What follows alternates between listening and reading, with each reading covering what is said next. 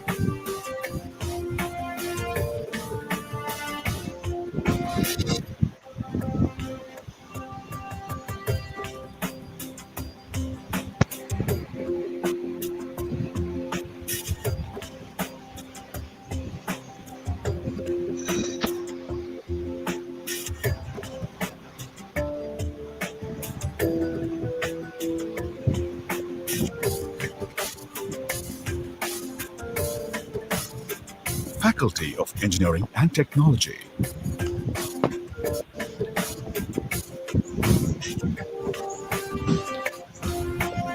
IBM Lab, R&D, Microsoft Lab, Sun Java Lab, .NET Lab, CDAC Garuda Lab, Internet Center, Apple iMac Lab, Cisco Net Academy, High-Tech Lab, Cyber Forensic Lab, Intel Internet of Things Lab, Communication Lab 1, Electronic Circuits and Devices Lab, QMAX VLSI Testing Center, Linear Digital Integrated Circuits, Microwave and Optical Communication Lab, VLSI and Embedded Design DSP Lab, Microprocessor Lab, Electrical Machines Lab, Electrical Machines Lab 1 and 2.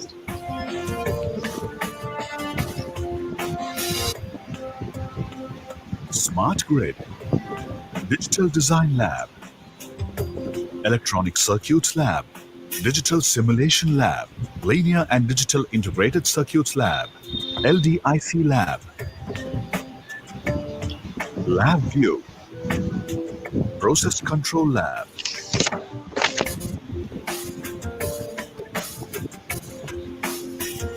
Mechatronics Lab, Dynamic Lab, IC Engines Lab, Mechatronics Lab, Center of Excellence, Multi-Fuel Engine Setup, Center of Excellence, Biodiesel Plant, Metrology Lab, Metallurgy Lab, CAD Lab, CNC Lathe, CNC Milling Machine, Boiler Turbine Setup, Robotics Lab, Heat and Mass Transfer Lab, Welding Lab,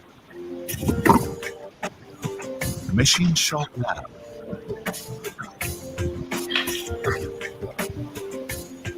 Fluid Mechanics Lab, Manufacturing Technology Lab, Fluid Mechanics and Machinery Lab, Fluid Mechanics Lab, Survey Experiment, Survey Camp, Strength of Material Lab. Madam, good morning, madam. Good afternoon. Good afternoon. Thank you for making it, madam. Thanks.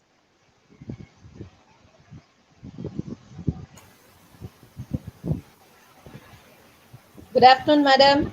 Good afternoon. Good afternoon, ma'am. Good afternoon.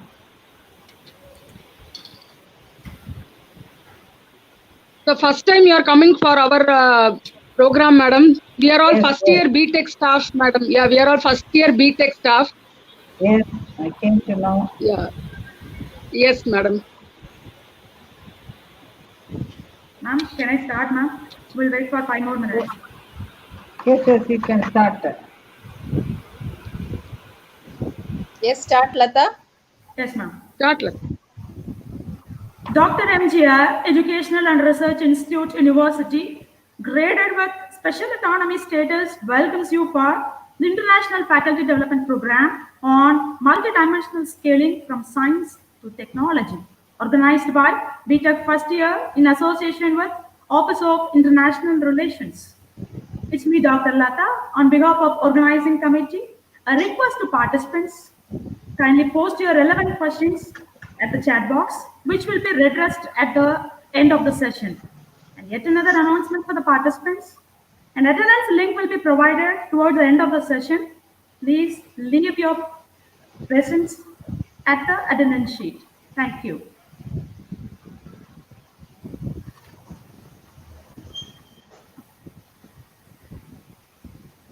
Let's think out the box. Our VC ma'am has got some busy schedule. There's a slight pre-schedule in the program.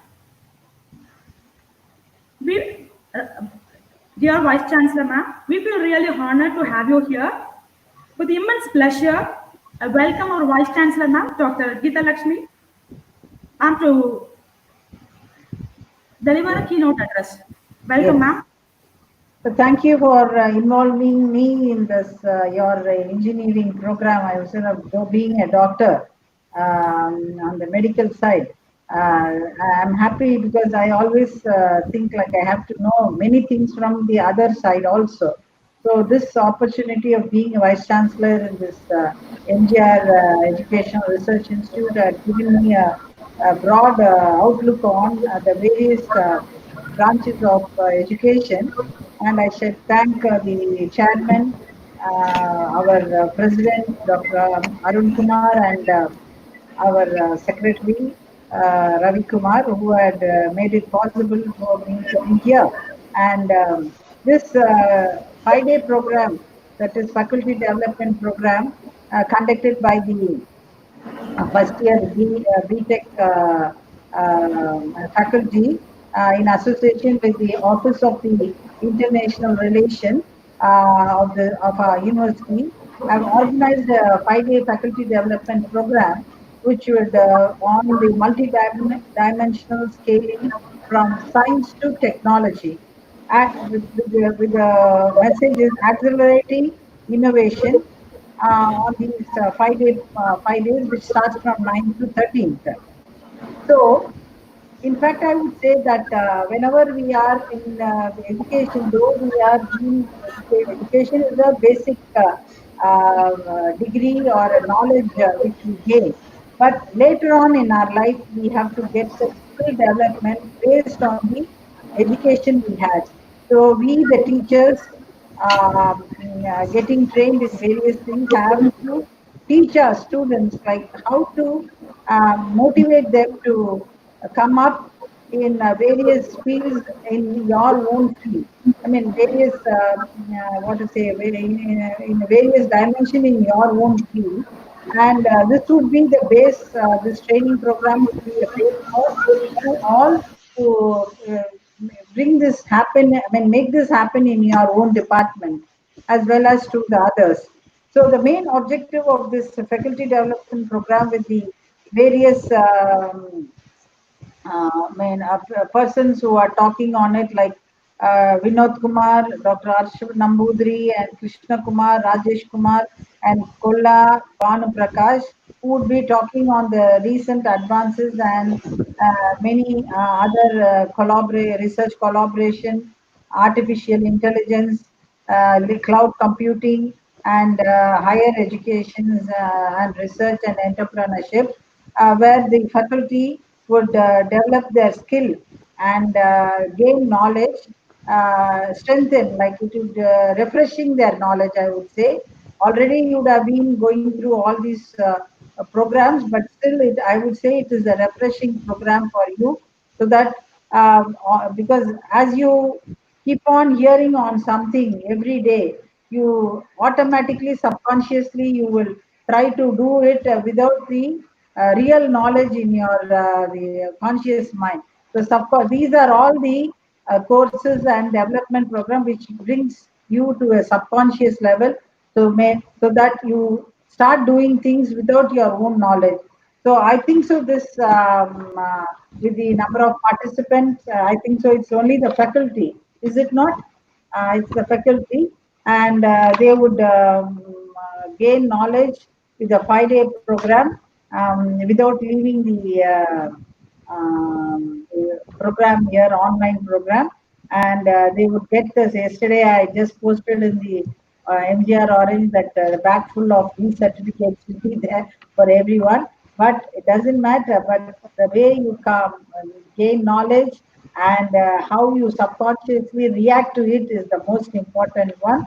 So I should thank the organizing, the first year department of PTech who had made this possible, and I want all of you to keep going on live on these programs so that we are all live. We have a I mean, what to say? We are really into the activity, and we are not cornered into our home, so that we see each other in a day or two in a week, and feel refreshed to see our colleagues and our people in the university. I should thank once again for the organizing these kind of faculty development program. Thank you. Thank you, ma'am. Thank you so much. What you say is really correct. We will walk with your words. Thank you, ma'am. So now we'll resume to our normal schedule. On the way, let's welcome our chief guest, Dr. Vinod Kumar, who has joined our session. Hello. Hi. Can you hear me? Yeah. Yes, sir. Absolutely. Okay. Yes, sir. Yes, sure. Okay, thank you. Yeah. India is one among the countries that has the highest number of educational institutions in the world. Consequently, the highest number of teachers and faculty members. Some of the most widely skilled people around the world are teachers across all ages, languages, ethnicities, and subjects. ஆசிரியர் பணியில் ஈடுபடும் ஒருவருக்கு வாக்கு என்பது மிக மிக அவசியமானதான். வாக்கினை தெளிவாக கற்றவனுக்கு மட்டுமே ஆசிரியர் வேலை என்கிறது பழமொழி. ஆசிரியர் பல உரைகளை பயின்ற நாவினன், அவன் தெளிந்த அறிவினன், அவனுக்கு ஈரலே இயல்பு என்றெல்லாம் புகழாரம் சூட்டுகிறது Tolkappiyam. Teachers, really, they create mood and tone of the classroom, whilst teacher-researcher can make the classroom even more innovative. Teachers also need collaborative skills to work productively with their colleagues. Right from childhood, we are encouraged to work as a team, whilst also retaining independent thoughts and skills. Yes, that's collaboration, a practice of sharing knowledge and ideas to achieve the common goal. But in research, certain fields often requires huge and expensive infrastructure that no single country can afford on its own. Hence, the academic research goes international. Many number of inventions, discoveries, and innovations have been made with collaboration. Let me tell you one example. For most striking collaboration is that of Srinivasa Ramanujan, a self-taught mathematician from Chennai, India, and Professor G.H. Hardy at Cambridge University, UK. Both framed Fermat's theorem, which now finds applications in cryptology and internet security. Yes, dear friends, let's all gear up to attend our first power session on research collaboration and academic opportunities at Kaohsiung University, Taiwan. And at this happiest junction, I would like to invite Professor Dr. P. Udayakala, Dean Chemistry, Director IQSC, to express welcome address. Ma'am, welcome you, ma'am. Yes. Good afternoon, all the participants who logged into the session aiming to scale high multidimensionally from science to technology. On behalf of the management of Dr. MGR Educational and Research Institute, first year Engineering and Technology, with the Office of International Relations, extend our hearty welcome to today's speaker, Dr. Vinod Kumar, Department of Chemistry, National Sun Yat-sen University, Taiwan. It's to Dr. Vinod Kumar and for the participants. Since it's a virtual FDP, I'd like to visualize certain things. Just it's like first year engineering and technology is a blend of English, maths, physics, chemistry, electrical, electronics, mechanical, and civil department, which is actually a Faluda. A Faluda tastes better than a plain ice cream. So we as a team work uh, actually shine a lot. So under the leadership of Dr. D. Vijayabaraj as the Joint Registrar of Engineering and Science and Dr. N.S. Subhashri as the Dean E&S. So this is to just visualize the platform where you have joined together, and we extend our very, very warm welcome for today's participants. Travel with us for this coming 5 days FDP so that you can get enlightened with the knowledge of how to get yourself transformed from science to technology, which is again leading anyone to a field of entrepreneurship, of course. Any learning to end up with earning money, of course. So you can earn your money once you have become an entrepreneur, learning the technology. With these few words, I welcome you all once again. Thank you for the opportunity. Thank you so much. Thank you, ma'am. Thank you, ma'am. Thank you for the cool words. Yeah, it's time to introduce the star of today's session. On behalf of organizing committee, we would like to invite Dr. Nirmala Krishnan ma'am to take up the show now. Ma'am, please. Thank you, Lata ma'am. Good afternoon, one and all. Today, it gives me immense pleasure to introduce our guest speaker of the day, Dr. Vinod Kumar, working presently as Associate Professor in the Department of Mechanical and Applied Chemistry, Kaohsiung Medical University, Taiwan. Dr. Vinod Kumar completed his bachelor's degree in Chemical Science from Bharatiyar University and master's degree in Analytical Chemistry from Madras University. He received his doctorate in Analytical Chemistry from National Kaohsiung University, Taiwan, and continued his postdoctoral studies in development of green analytical technology and micro-extraction technology for complex samples. Coming to his industrial experiences, Dr. Vinod Kumar has worked in Formosa Laboratory that manufactured polymer-based API drugs and Chime Inspection Technologies Limited as technical manager and quality assurance in charge.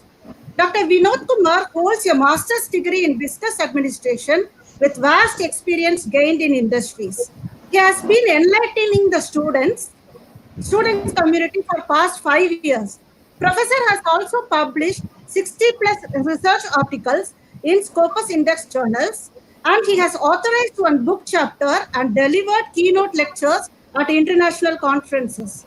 Dr. Vinod Kumar is also a peer reviewer in several reputed journals in the field of analytical chemistry and nanotechnology. We welcome you, sir.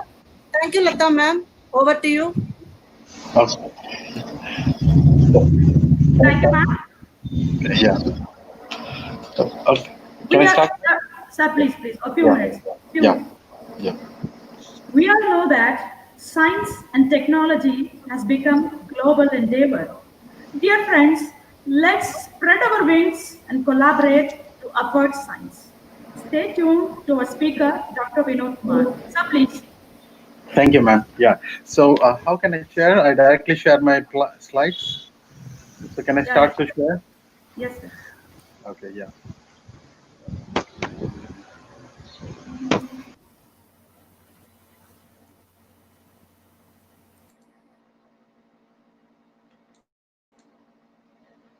Okay, please wait a minute. So can you able to see my slides? No, sir. Yeah, it's loading. Yes, sir. So now can you able to see my slides? Yes, sir. Okay, great. Yeah. Okay. First of all, good afternoon to one and all who joined for this wonderful webinar, and also I heartily thank to the organizers who arranged this wonderful webinar. And especially I would like to thank to the VC ma'am of Dr. MGR University, and also the Dean of Science and Engineering, and also Dean of Science, and also Director of International Relations, and also the other department heads and other professors. So before going to my talk, I'm going to explain what are the things that I'm going to discuss in this presentation. Okay, so basically I'm Indian, so I did my bachelor's, master's all in India, and then I moved to Taiwan and to study my PhD there. So people ask me how did you choose Taiwan, and how did you end up with there, and how Taiwan is helpful for your career. So people used to ask me a lot of questions how you end up with Taiwan, and how the research is there, how is the country, and how is the academics, how is the research. So all these basic questions are usually I have in the people's mind. So I'm going to introduce all those important things about Taiwan, and then I'm going to introduce about KMU, which is currently where I'm working as a professor. So I'm also going to introduce about the KMU, and also I'm going to explain about what are the research and other academic possibilities between KMU with Dr. MGR University. Okay, so these are my important content that I'm going to discuss. Okay, so basically the title I chose is like research and academic opportunities, which is available between KMU to Dr. MGR University. So I'm going to tell you one of the interesting thing. Actually, Dr. MGR University and KMU, we are legal partners since 2018. So we signed a MOU, and actually almost like more than 10 faculties from KMU, which means like Kaohsiung Medical University. So actually, we are a pioneer medical university in Taiwan. So we came to MGR University, especially because of the relation happened through the international director. His name is Dinesh Kumar. So he's one of my good friends. So he actually came to Taiwan, and also he explored KMU. And based on his exploration, then he was really interested to make the collaboration. Then in 2018, around end of 2018, we visited like several faculties. You can able to see the photos so here's the Dinesh, and we all here. So almost like the Dean of College of Life Science, Dean of College of Biomedical Science, and Dean of Health Science, all here from KMU. So, and we signed the MOU in 2018, end of 2018. So that's why I want to mention again, like we are actually a legal collaborator, we are legal partner universities. So because of that, like I especially choose this day to discuss and to explore more possibilities, because since it was established in 2018, but we don't have too much connection between these two universities. So I am really happy to have this chance to make more interactions through this webinar, so that like we can have more mutual interactions, and we can explore the possibilities in KMU and also in Dr. MGR University. So these are the photos, interesting photos during the MOU signing ceremony. So these are the photos. So as I mentioned, that we are legal partners to work together. Okay, so as I mentioned earlier, that what are the things that I'm going to introduce. So the first thing I'm going to introduce about Taiwan, and then about KMU, and then all these possibilities that I'm going to discuss. So the first question most of the people will ask, like, where is Taiwan and where is it situated? Is it too far from India? And what will be the climates, and how the peoples look like, or what is the political situation? So people have a lot of this kind of geographical questions. So here you can able to see this from slide. So I know Chennai is here, India is here, right? So it is very close to India actually, because it's very close next to China. So if you want to come to Taiwan, it will be only 7 hours travel. So usually you can take a direct flight from Delhi to Taipei. So it will be only 6 hour flight. Or you can take flight from Chennai, and then you can go to Hong Kong, and then you can able to travel to Taiwan. Or maybe you can directly go to Bangkok or Singapore or Malaysia. You can have many kind of transits from Chennai to Taiwan. So totally it will be like 7 hours to 9 hours travel. And people usually have a lot of questions about climates.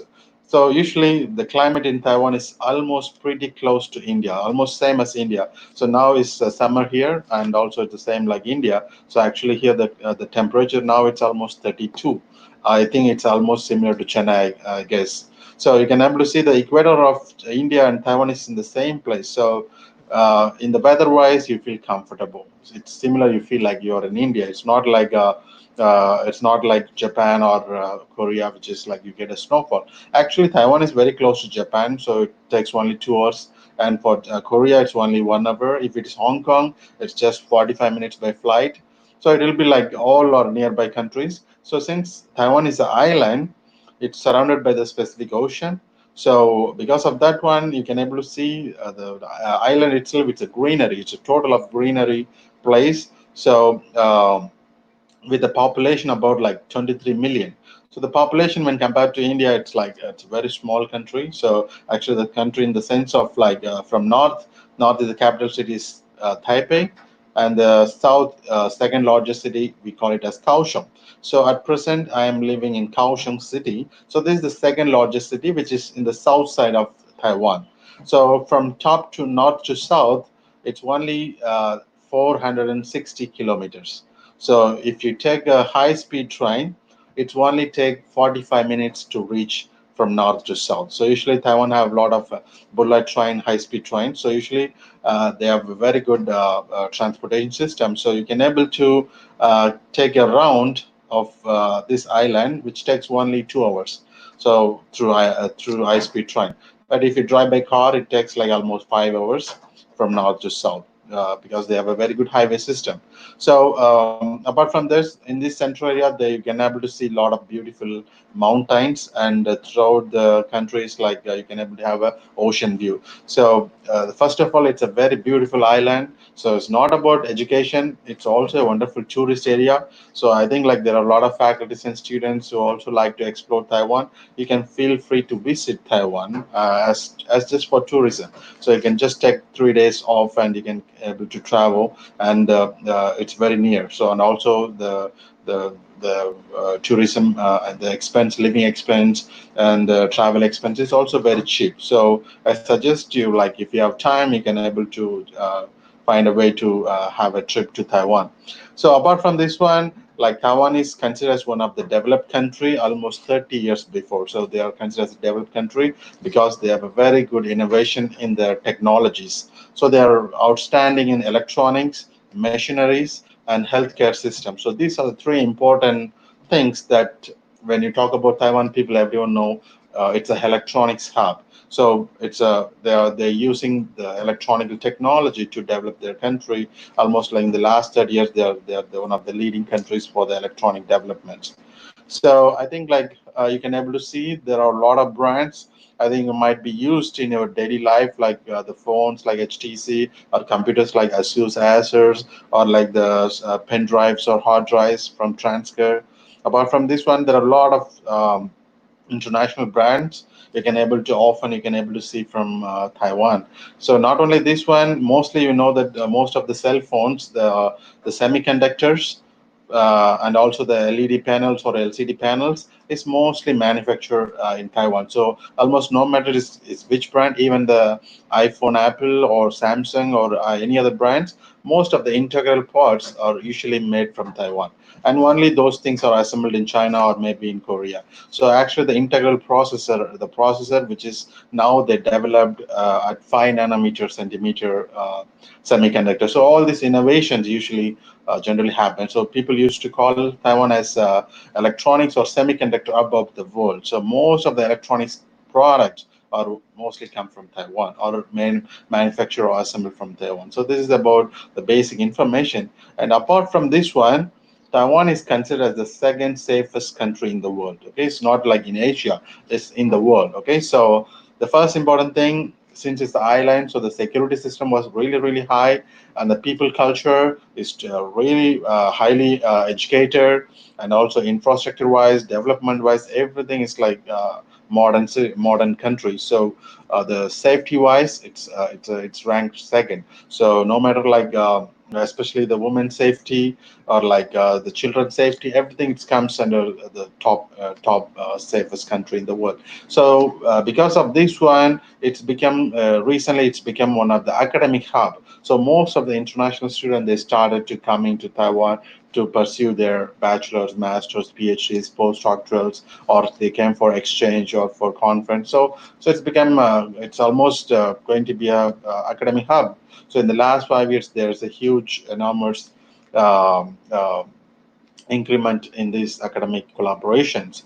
So since it's a small island, but you can able to see there are almost 127 universities in Taiwan, and out of 127 universities, almost 49 universities are national or government universities, and 78 universities are private. So you can able to see from this one, there are one top 100 universities in the world, which is called, we call it as National Taiwan University. This comes under top 100. And apart from this one, like, there are like top 15 universities comes under top 500 QS world ranking. And when it's checked for considered in Asia, so in Asia there are more than 37 universities comes under top 500 universities. So based on this ranking, you can able to see almost 50% of the schools, they're almost like doing very outstanding in both research and academics.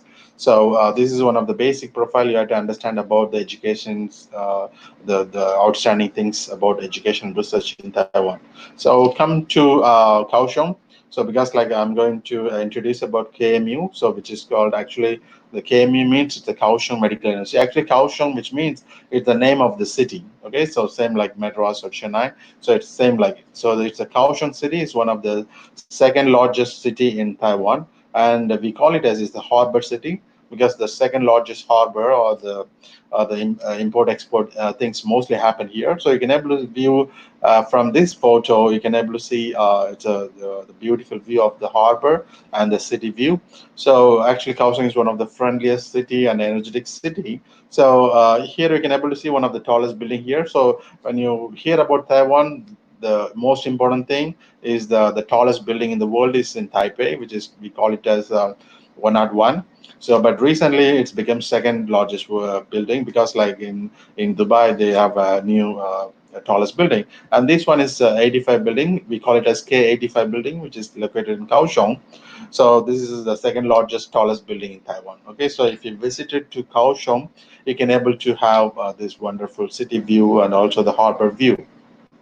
So coming to the KMU, so Kaohsiung Medical University, this is our campus. So you can able to see our campus view, and mostly our campus is mostly we encourage students to have a lot of sports activities. So almost all the bachelor students, they must need to involve in the sports activities in every after and every evening. So usually like the student, they go for playing with the indoor basketball or like running, jogging, football, baseball, and volleyball. All these kind of things they used to have the activities and after the classes, like after 5 o'clock.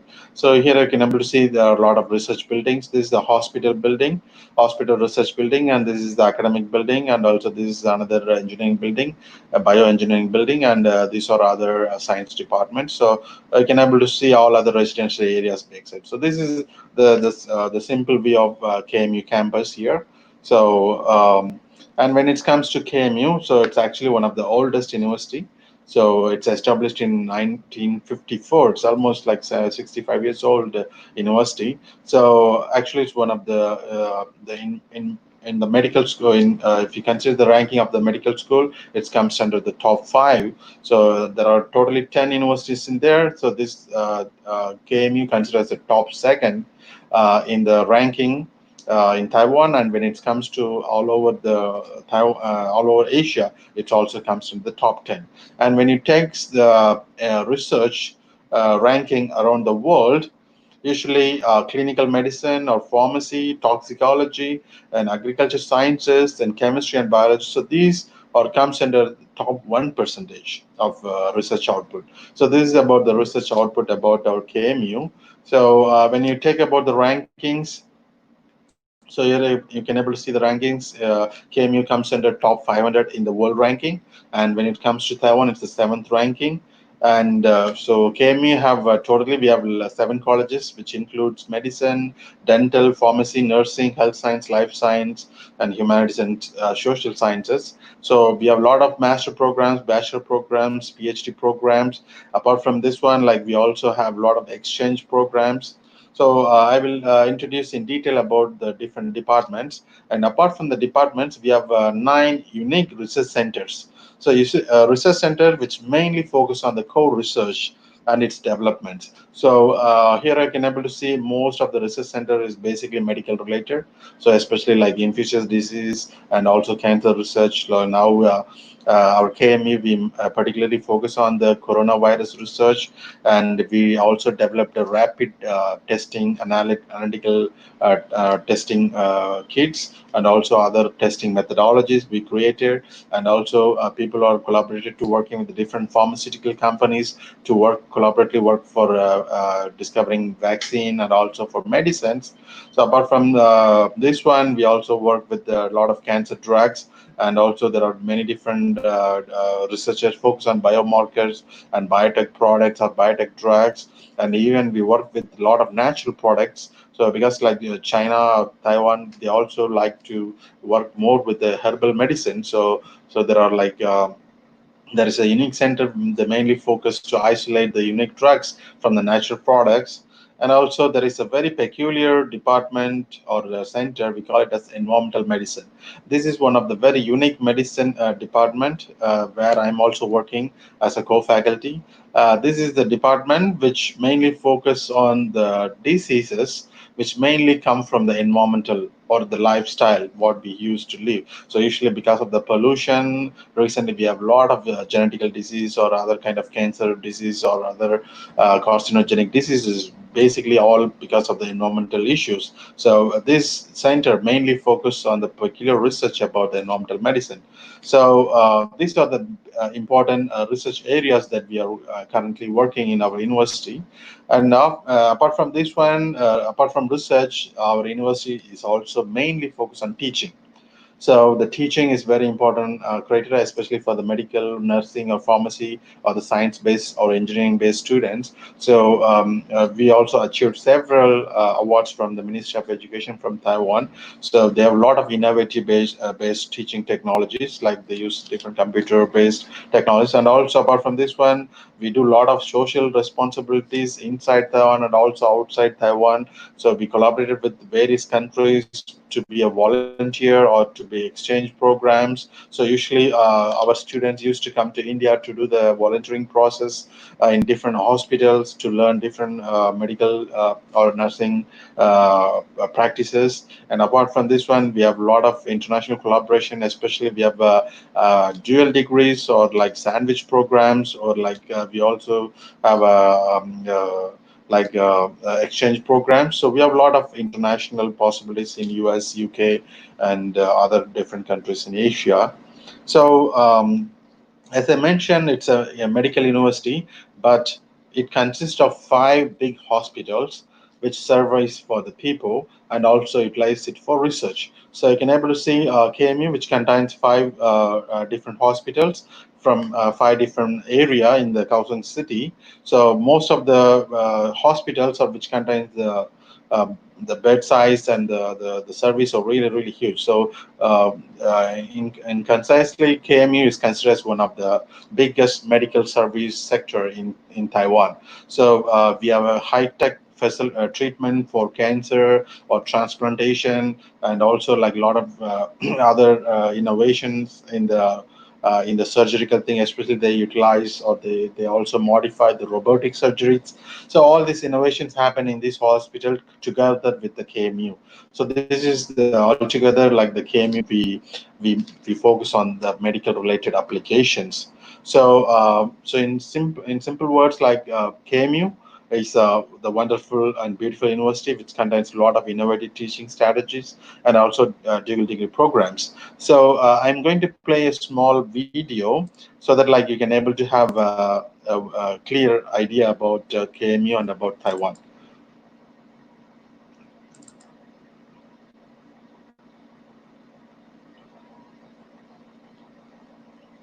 Okay, so can you able to see the video?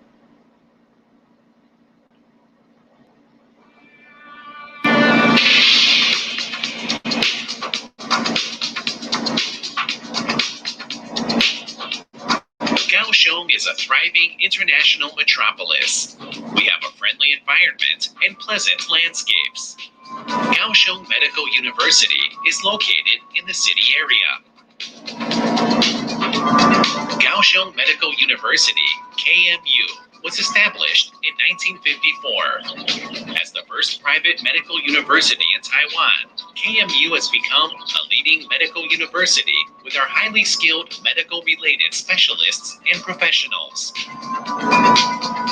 The founder of KMU was Dr. Du Tongming, the first Taiwanese medical doctor with a PhD degree. KMU aims to strive for excellence in both academics and medical care. We have set our goals as teaching excellence, research innovation, and entrepreneurship. KMU has 5 affiliated hospitals, which become KMU Health System to serve the communities in southern Taiwan. This system includes KMU Hospital, Municipal Shaogan Hospital, Municipal Datong Hospital, Municipal Qijin Hospital, and KMU Gangshan Hospital as well. KMU Hospital is certified with safe and quality by the international renowned Accrediting Joint Commission International. Students at KMU enjoy academic life and innovative teaching strategies such as TBL, Living Lab, Flipped Classroom, OSCE, and Simulation Education.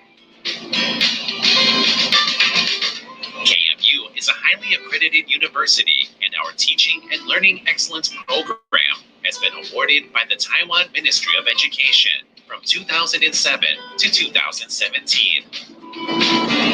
KMU consists of 7 colleges: the College of Medicine, the College of Dental Medicine, the College of Pharmacy, the College of Nursing, the College of Health Sciences, the College of Life Sciences, the College of Humanities and Social Sciences, and the Center of General Education. We are proud of our featured research fields, including environmental health, tropical medicine, pharmacology and toxicology, natural products, and clinical medicine. These fields facilitate research relationships with accredited universities around the world.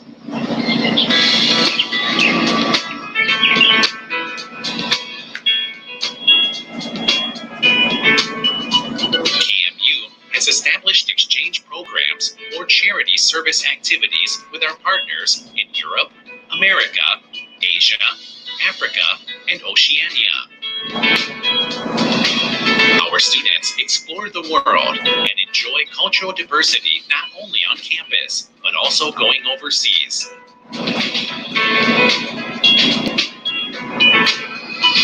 KMU provides scholarships for international students, and we have seen the growth of international students in the past few years.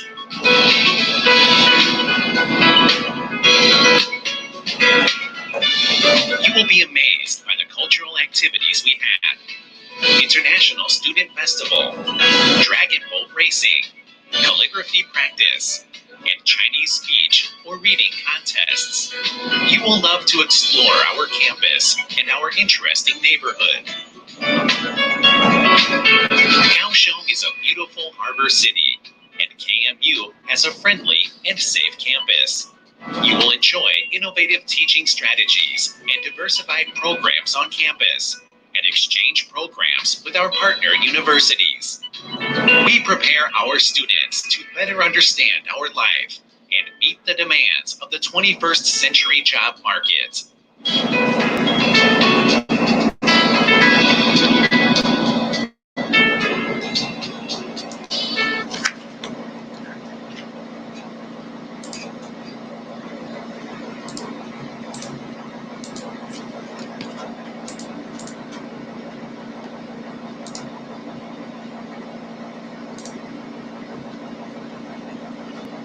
I think now you guys are clear about KMU now. So I'm going to continue my presentation. So as I mentioned earlier, Okay. Yeah. So now you guys are very clear.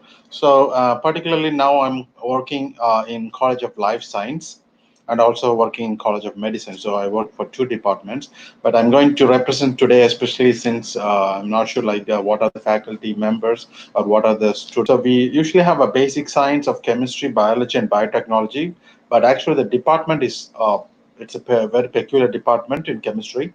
So in chemistry, we have a medicine and applied chemistry, it's the two branches.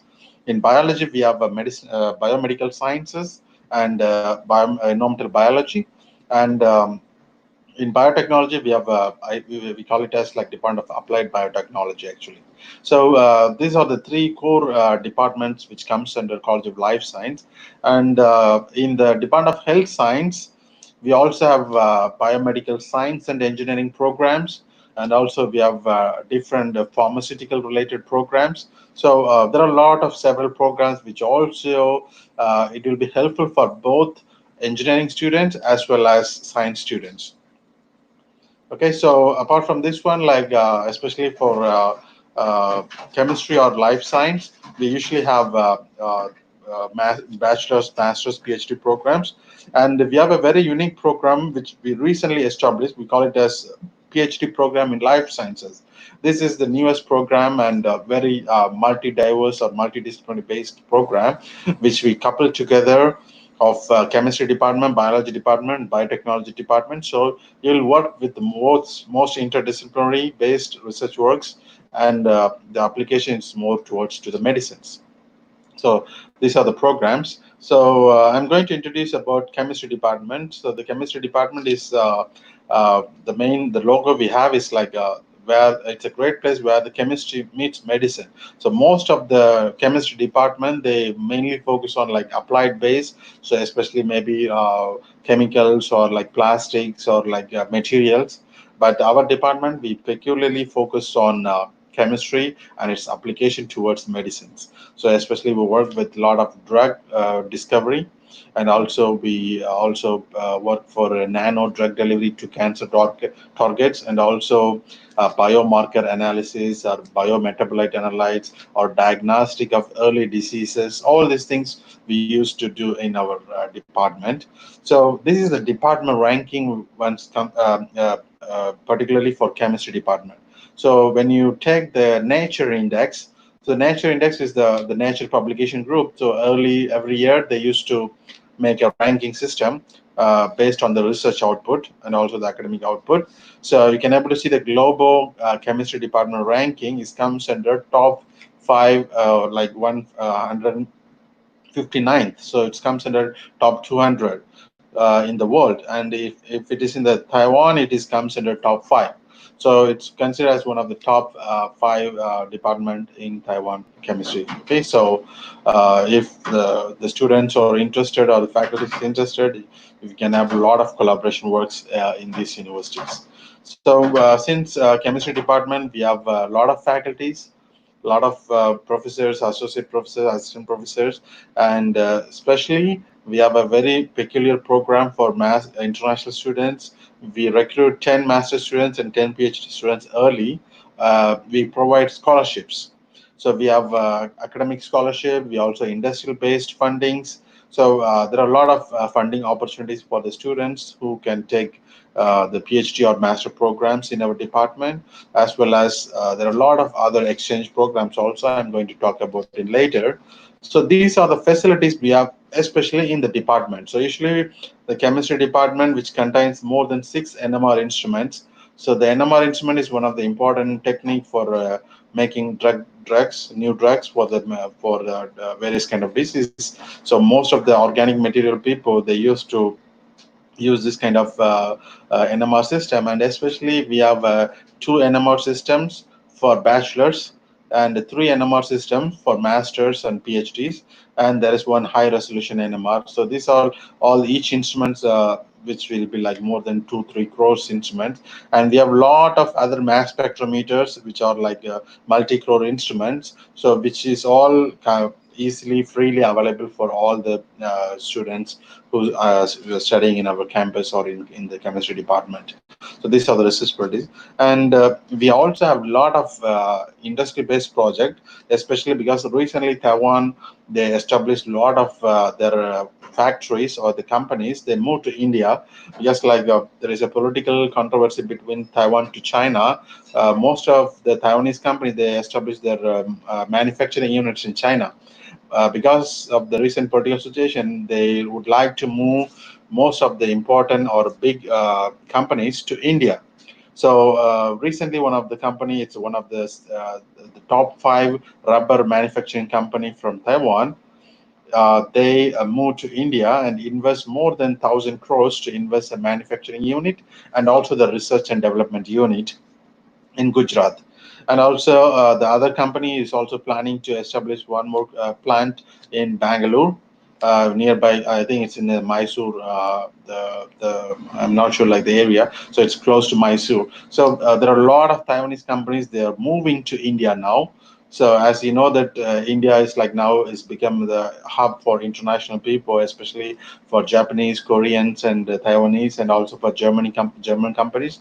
They used to move their manufacturing units and R&D units to India.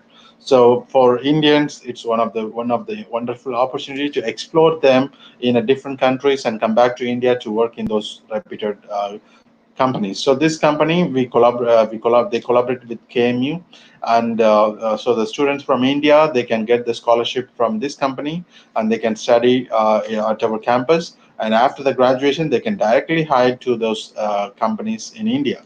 So so far, like more than 250 Taiwanese companies are located in India, especially mostly in North India. But nowadays there are some companies started to move to southern India. So once you come to Taiwan to study or exchange, and when you go back, there is a lot of job opportunities for you.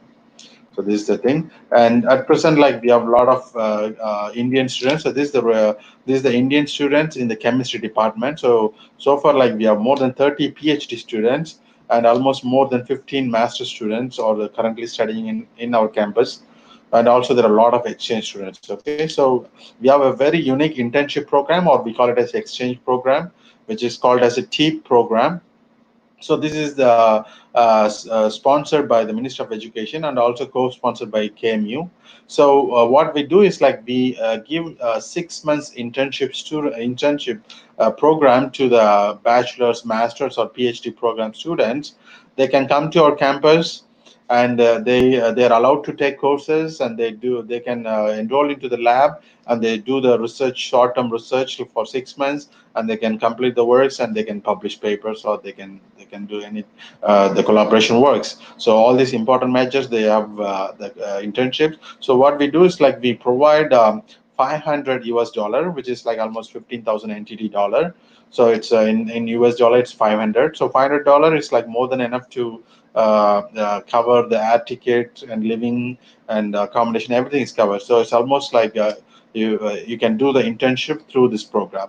So I suggest NJR University students, masters or PhD students, we encourage them to apply every year to KMU to come for internship through this TEEP Asia Plus program. And since we are also collaborators, like legally we have MOU, even though without scholarship also, the students can come for internship, and they can do their master thesis or PhD thesis in our campus. So we can do partial funding, or like we can able to negotiate the funding things based on the possibilities. So I suggest the KMU and Dr. MGR University faculties can aware about this internship program, and also since we are a MOU university, we can have a lot of possibilities for the students. They can join for this kind of internship program. Apart from the students, the faculties, they can also apply for short-term visiting. So maybe in your summer vacation or winter vacation, like you can come for 1 month or 2 weeks visiting program, so that once you started to visit, which is more vigorous to do more collaborations. So mostly this kind of faculty visiting also, there will be fully funded and partially funded. Is based on the CV, like based on the qualification of the faculty. So if they're doing really outstanding, which will be totally funded, and if they're doing good, still we have a partial funding. So we can able to negotiate this kind of faculty visiting programs or faculty exchange programs also is possible. So both for students and for the faculties, we have this kind of possibilities. And here are some photos, like the students come for internship. So you can able to see the internship student, they come and enjoy the research as well as the culture, as well as the place, tourism. So they enjoy everything. So every year we recruit more than 30 students from all over the world, and especially we take like more than 20 students from India.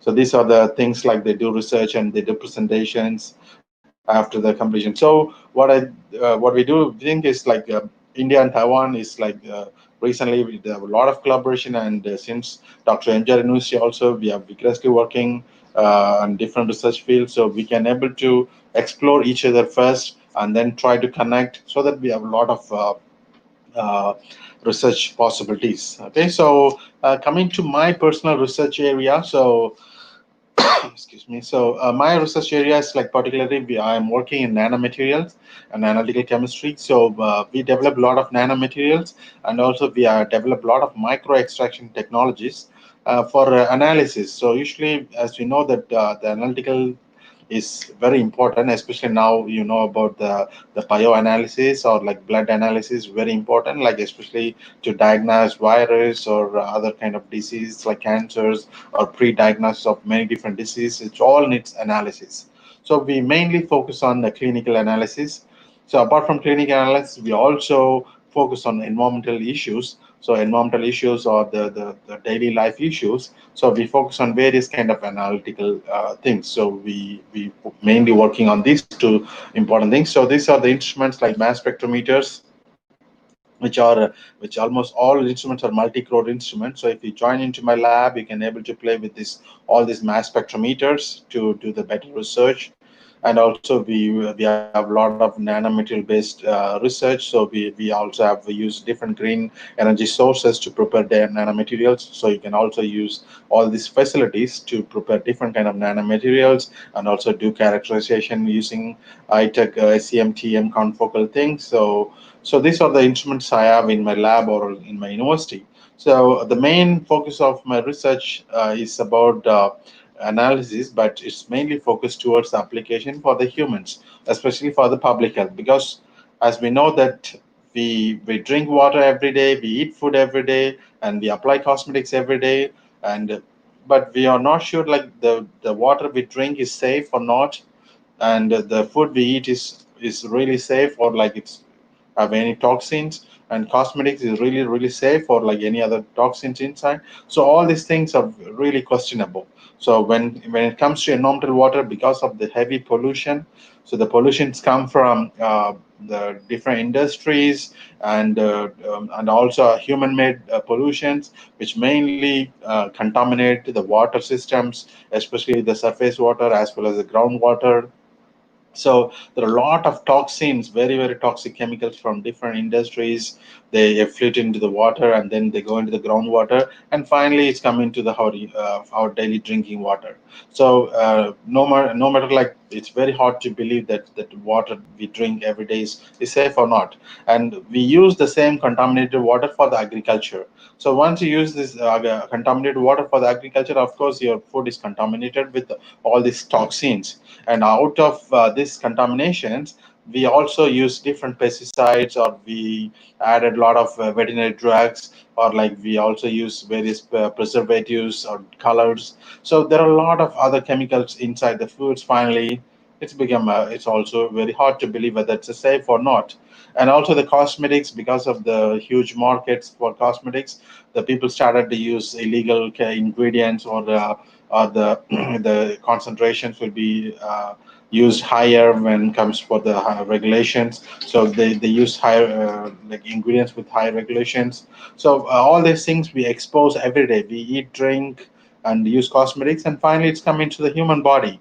So all these things is finally going to the human body, and finally we need to check we can able to check these biological samples, especially the urine sample, blood sample, and saliva sample, to find out the chemicals from those foods and how it can able to come into your body, whether it is stored in your body and started to have any other process. So we can able to do all this analysis. So we develop a lot of various rapid analytical technologies to analyze this water, foods, and cosmetics and other biological stuffs. So we do this kind of analytical things. So recently, you can able to know these are the common toxins that we commonly able to see from the water, like pesticides or other natural chemicals. So we also use a lot of household products, and we also throw a lot of unused medicines, because India is one of the largest drug producer, medicines producers, and also people they dispose the medicines without any recycling and without any proper wastewater treatment. So all these things like the cosmetic we use and the drugs and other chemicals, everything is finally going to the water system. And every cosmetic or shampoo or other all the personal care products which contains hundreds of chemicals, and all these chemicals is finally going to the water system. So we never think like if we take shower, we use shampoo, we use soap, and we use other personal care products, and all these things when we take shower, it's going to the water, and we never care like all these chemicals going to where. Actually, it's all these chemicals is finally come back to us. So we have to know all this the chemicals, and we have to aware about these chemicals and how much concentration has been in the water, and also how much is transport will be reside in the humans. So we need to analyze all these things. Okay, so especially when you take India is one of the most polluted country in the world. And recently WHO in 2018 they announced the most polluted countries in Asia and in the world. Almost you can able to see India is the top second, when almost is Bangladesh and India and Nepal, Pakistan. These four countries is like almost all top most polluted countries in the world. And especially India is like polluted with air pollution and other water pollution, soil pollution. So because of this pollution, usually the death rate of Indians is really higher when compared to any other disease, and the mortality caused by other diseases is higher when compared to like the environmental issues. Pollution based mortality is higher when compared to other diseases. Okay, so you can able to see from this report from the WHO. So people, you might need to wonder like in India the like the lifespan is almost reduced to 70 now. Like almost is very hard to believe, like the 70, 75 is very hard to find, very hard to see, like the people almost die in 75. So it's very hard to see the people who are going to live for 90, 95. In most of the Western countries or North Asian countries, most of the people they die at 90 or 95. But we Indians, we die at like 70. Even 70, 65 is also is very hard to see. It's like we almost reduced by 20 years of lifespan. So people is the 20 years is not a simple years to just to forgive. Because of the pollution we sacrifice 20 to 25 years in our life is really huge things. So we have to understand about this pollution. And also apart from this one, India have a lot of industries, especially leather industries or dyeing industries, clothing industries. All these industries, they produce a lot of waste, and the waste things, they don't do any pre-treatments, and they don't do any recycling. They finally throw into the environmental system, and it's affect to the humans. So, and most of the working place will not have any protected things. So all these things, these kind of people, they expose to various chemicals and leads to a lot of different kind of disease. So, and these are the things people mostly not aware about this kind of situation. And apart from this one, as I mentioned, the foods usually it's grown with the contaminated water. So obviously there is a contamination. And apart from this one, they use the pesticides and other kind of chemicals. So almost like it's very hard to believe whether the foods we eat is really safe or not, right? So these are all the things which finally come into the human system. So because it's a big cycle, the water and everything is finally coming to the humans, right? So all these chemicals. So there is a new terminology research we call it exposome.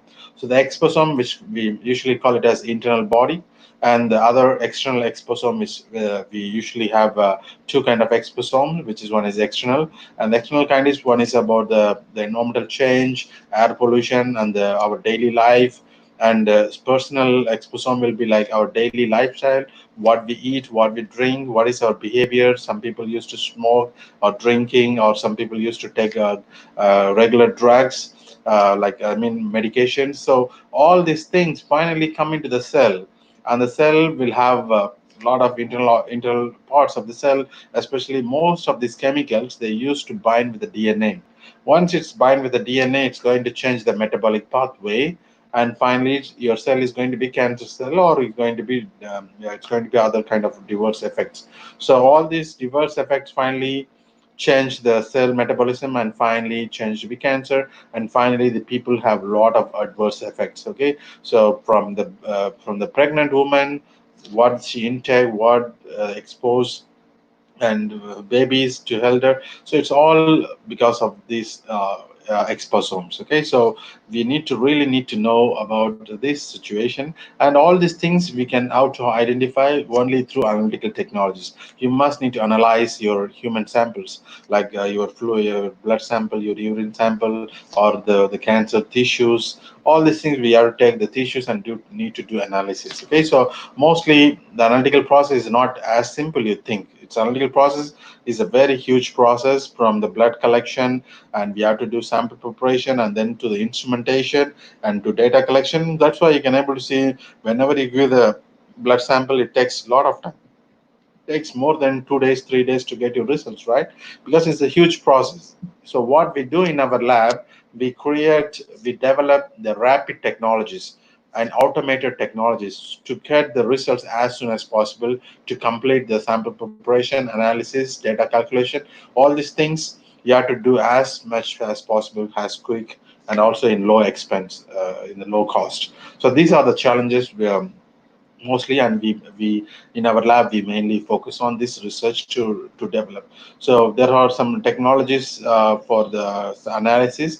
I don't want to go into too detail about this topic, because the topic you just chose to talk was is like the collaboration, but I just want to mention about my research area. So that like we start from my research, and also slowly we can able to collaborate from different labs also. Okay, so these are some papers, some technologies we published in the recent days. So there are a lot of preservatives and the toxins in the cosmetic products or personal care products. We used to develop our technology and then apply it for this kind of samples analysis, and then publish in various reputed journals. So these are some compounds present in the cosmetics, which is also not good for the humans.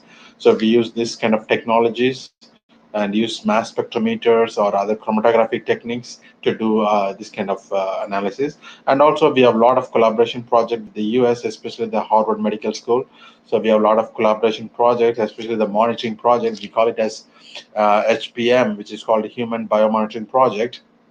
So we are KMU is one of the part of the Human Biomonitoring Project under the collaboration with the Harvard Medical School. So we also monitor different people. So this is one of the interesting project we used to work. This is the pesticide metabolites monitoring in the humans, especially in the pregnant women. Okay, so what we did was like we focus on 5 different countries: one India, Nepal, Bhutan, Sri Lanka, and Indonesia. So these are the 5 countries we chose, and we went to the tea farm, the tea estate and tea farm. Mostly tea estate, the women are the workers, and these women they used to constantly exposed to the pesticides. And especially we focused on the pregnant women who working in the estate. So we found more than 1,000 workers, and then out of 1,000 workers, we collected 500 pregnant women workers in there, and we collected different urine samples from them at the different trimester. So we collected the sample and monitor how much they exposed to these pesticides. So this pesticide exposure, how it's going to affect the baby fetus. So this and other research we are currently working with under this collaboration project. So we use analytical technology to use the rapid technology to analyze as quick as possible. So it's not only you have to think about like you have to think about like only those pesticide exposure is difficult, but actually in our daily life in India, the mosquito is one of the important issues. So every day people used to use mosquito coil, mosquito liquid. So what do you think? What is the ingredient in the mosquito liquid? It's a pesticide. It's an insecticide. So every day you are exposed to those pesticides, like in a low concentration. And when it comes for long-term exposure, like it means like you use for 2 years, 3 years, and even people are using for 10 years, 15 years, 20 years, right? And all these things, it's going to affect your body. It's directly, all these pesticides is going to the DNA, and DNA is going to change your cell metabolism, and finally you get a cancer, and you're going to have an early death. So these are the things happens with the exposure. So we use these technologies which we developed in our lab. So I don't want to go into too detail about these technologies. I just keep all these things. Okay, another interesting project is like we also work with the betel nuts. So betel nuts is very popular in Southeast Asia, especially India, Indonesia, other Sri Lanka, Nepal, and all these countries. They used to have this betel nut together and have a chewing habit. And this one actually, if the prolonged eating of this one, it leads to oral cancer, mouth cancer, tongue cancer, and other chemical, other carcinogenic diseases happen. So we also monitor those patients to identify the cancer possibility, early diagnostic of the mouth cancer. So we use our technology to find out those chemicals and use our technology to identify those kind of important things. And also another interesting project we work is the omega fatty acids, because now most of the country they are suffer with the heart diseases. Especially India is one of the huge country which contains a lot of heart disease, heart problem and heart diseases. And the main reason is the food behavior. So the food behavior, because uh, in human there are important fatty acids which is called as omega-3 fatty acid, which is very important in our human blood for him. So this is the structure of the omega-3. But usually in our daily life, the food intake, we usually take very less omega-3, and we take a lot of omega-6. So omega-6 is not actually bad, but when the ratio between the omega-3 and omega-6 changes, you're going to have a lot of different kind of adverse effects in the heart. So usually in Indian food culture, we usually, most of the foods does not contain omega-3. So what I suggest is like we have to find out the foods which contains a lot of omega-3 fatty acids. And especially nowadays, like a lot of companies, they started to sell the omega-3 fatty acid as like tablets. So mostly this kind of omega-3 contains in the high quality fishes, and also a little bit, very little in egg and other seeds, but mostly it contains in the fish. So it's not in all the fishes, only few kinds of fishes. So you have to find out those fishes and have to eat it regularly to balance your blood fatty acid ratio, especially your omega-3 and omega-6 fatty acid ratio. So if you have a good ratio, you will have a very good heart. Okay, so we also use we collect the samples from the heart patients and also normal patients to see the blood profiling.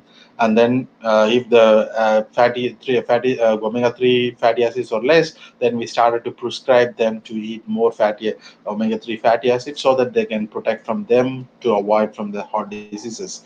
So, and also very recently we have another kind of technology that's called mass spectrometry technology, which is called rapid ambient ionization mass spectrometry technology, which is discovered in Taiwan. So me and another three professors collaboratively discovered this particular instrument. So this, we call it as TDAMS. So this is the important innovations for early diagnostics. So usually for any kind of analysis, usually it takes like 1 hour to 2 hours for basic analysis. But we using this mass spectrometer, this instrument is like almost, if you buy it will be like around 1.5 crore to 2 crores. So this instrument, as we designed, you can able to analyze within 30 seconds.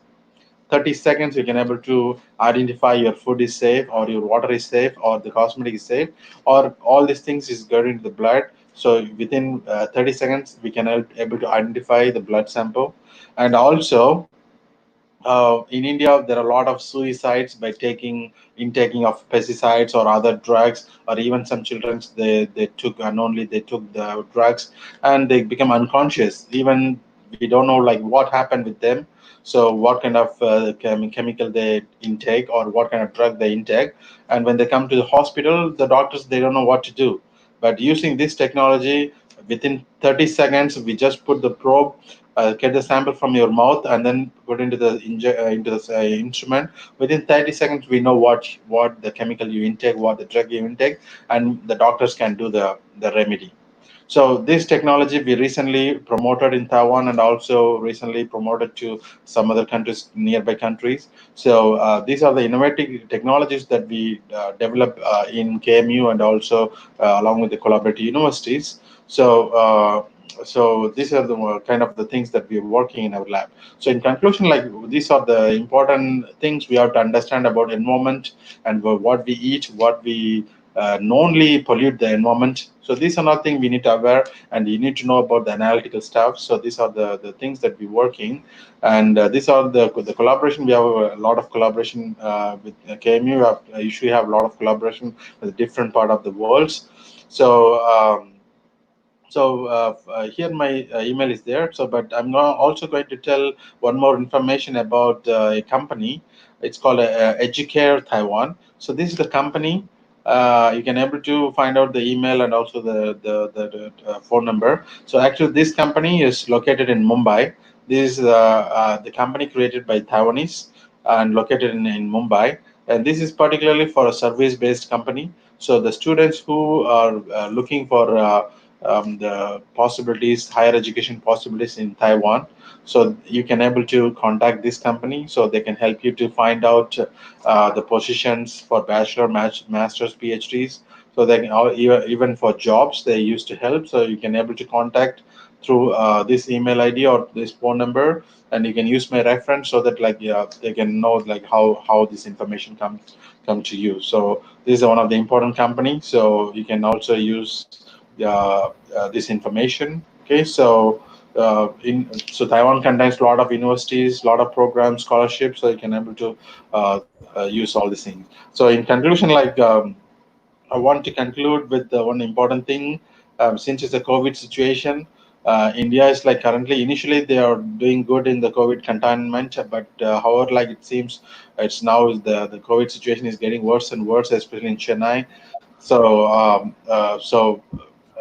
you have to take it an example from other countries, especially Taiwan is one of one of the outstanding country for the containment about the COVID situation. So far, it's almost 4 months, because China and Taiwan is a nearby country. From China, it's only 45 miles, like which is 100 kilometers distance. And usually, we have every day we have more than 20 flights from China. So so it's like, since that much traveling is happened between China and Taiwan, but Taiwan they contain this COVID situation in a very early stage. So far, we only have 440 cases, and Taiwan have never went to any lockdowns. And then there is no any lockdowns for schools or anything. So we have a routine school life, routine college life, working life. Everything is routine. So the main important thing is the self awareness. Okay, so that is very very important, and the self management. Okay, and that's the second very important things. Okay, so you should have awareness about this virus, and you have to know how to self management and how to self protect. This is one of the three important things you have to follow. So always for fun, I used to write like this: is like avoid touching man and follow the woman. It's just for fun, but it have a lot of meaning. So which means avoid touching men, which means don't touch your face, especially mouth, eyes, nose, in your bare hand. So that like you're able to avoid the contamination.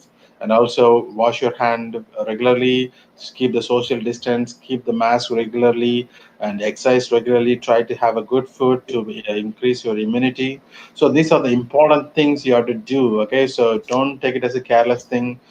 This virus is a serious virus which gives a lot of serious effects to the human. So don't just take it as a simple thing. You just to be cautious and also careful and be focused. Okay, so hope India are going to solve this problem as soon as possible. But it's not the government; it's you. You are to protect. You have to protect you, your family, your society. So you can able to protect the country. So this is an important thing. So you have to keep this important thing in your mind and hope we can join together to solve this COVID situation as soon as possible to have the normal routine life. Okay, so that's all. Thanks for the attention. So in this presentation, so far I discussed about the opportunities in KMU and the possible research opportunities. So I just want to mention that faculties try to explore the faculties in KMU.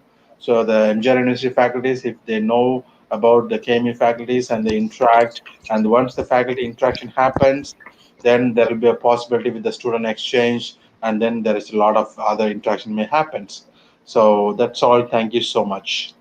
Yeah. Yeah. On behalf of the organizing team, this is Dr. Preeta taking up the later charge of continuing this session on the International Faculty Development Program. We were happy to see the MOU signing pictures between Dr. MGR Educational and Research Institute University and Kaohsiung Medical University, Taiwan. And it shows that we were sharing a close relation between the MGR University and the Kaohsiung Medical University. And Dr. Vinod has taken us a virtual trip to Taiwan, which he claims that it is the safest destination in the world. And yeah, research collaboration is a very valuable tool which accelerates the growth of faculty as well as organization. Sharing specialized techniques and expertise to is the engine that gives life to new ideas and scientific breakthroughs. Thank you, Dr. Vinod, for sharing us about the international research opportunities. And Thank you. Dr. Vinod, we have some queries from the participants. Yeah, Can sure. I? Yeah. This is a question which is raised by Leta. What are the measures which has taken by the government to protect the environment of Taiwan? Okay, yeah. So the first important thing is the recycling is very important. So before going to the recycling, education system is the very important thing. So mostly, in if you go to the kindergarten or the elementary school in Taiwan, the basic education system to teach about the important thing about our environment and also how to be. So usually the students, the kindergarten students or the elementary first year, second year student, they used to clean the toilets in the schools by themselves, and also outside they used to clean, and also how to throw the garbage, and also how to separate the garbage. So especially there will be the food garbage and the plastics, bottles, recyclable, everything through the education system. So what I suggest is like the education system, especially from the basic, that will be very important. And apart from this one, they have a very strong recycling system, which they have a lot of recycling companies. They established in Taiwan, and they have their own vehicles to come to each every household, and they collect the garbages, and they take into their company, and they change to the products into the valuable products. So it's about the waste to benefit. So all the food products, they convert it into different kind of bioenergy, and the plastics they recycle. Again, they use it for plastics, And the glasses, they again, the recycle to use the glasses. So they have a very strong recycling system and the environmental management system. So these two important things really makes one of the outstanding things for the protection about the environment. So I suggest like a basic education, and second is the government have to focus on the recycling technologies. Yeah, these two things are the Okay, sir. And the next question is there any vaccine preparation for corona happening in your university? This is raised by yes, yeah. Gopi. Yes, yeah. At present, like currently, there are three trilateral universities. So one is KMU, and another one is the biggest university research institute in Taiwan. We call it as Academia Sinica, and the another one is the Harvard Medical School. So we three couple together and jointly work together to innovate the vaccine. So we particularly work on a particular a vaccine which directly dissolves and bind with the spike protein of the coronavirus. So at present, like we are working, so they are expecting that these trials. So because we not start to go for trial 1, and we are expecting that July they are going to have a trial 1, and if it is successful, they are going to have the second trial by end of December. So this is the research. The thing that happened in the KMU. Yeah. Happy to know that some vaccine preparations are going on, and we are hoping it by the end of this 2020 it will happen. Yes. Yeah. I hope that's no more questions from that. And okay. Yeah. Okay. So no more questions. Yeah, we can sir. close this. Yeah. No, sir. Just a few minutes. Thank you is a prayer. Yeah. Thank you is a prayer through which the best and beautiful things in the world is felt by heart. Now, may I call upon Ms. Abarna from the Department of Chemistry to propose the vote of thanks. Aparna? Thank you, ma'am. The essence of all beautiful art is gratitude. First of all, I would like to thank our founder chancellor, Dr. A.C. Shanmugam sir, and President engineering us. Next, I would like to thank our Vice Chancellor, Dr. Geeta Lakshmi Madam. I would also like to thank our joint registrars, Dr. Sunilraj sir and Jabraj sir. I would like to thank all our university executives. I take this opportunity to thank Dr. Kausalya and the International Relations Office for their support. My heartfelt thanks to our dynamic Dean, Dr. Subhashri Madam, and our entire first-year faculty team for being our pillar of support. I would like to thank our distinguished speaker, Dr. Vinod Kumar, for the exemplary presentation. Last but not the least, I would like to thank all the participants for supporting us. Thank you all. Thank you so much. Yeah, thank you so much to all. Thank you. Thanks for the organization of the wonderful webinar. Thank you so much. So, especially I found that the faculty from Department of Chemistry. So please convey this information to the chemistry department and also the pharmacy department, and also to the anything related to chemistry or nanomaterials or pharmacy or medicine related students. They can come to our university for research or other possibilities, and also faculties. Also can do joint research programs, joint research activities we can do. Yeah, thank you. Thank you, Dr. Vinod, for exploring as the research opportunities which is happening in the Kaohsiung Medical University. Yeah, thank you. And an announcement for the participants. Attendance link is rolled out in the live comments, and make sure you have filled it.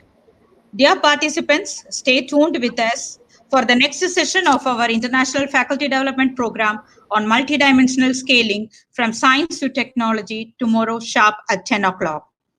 Stay home, stay safe, happy learning. Thank you.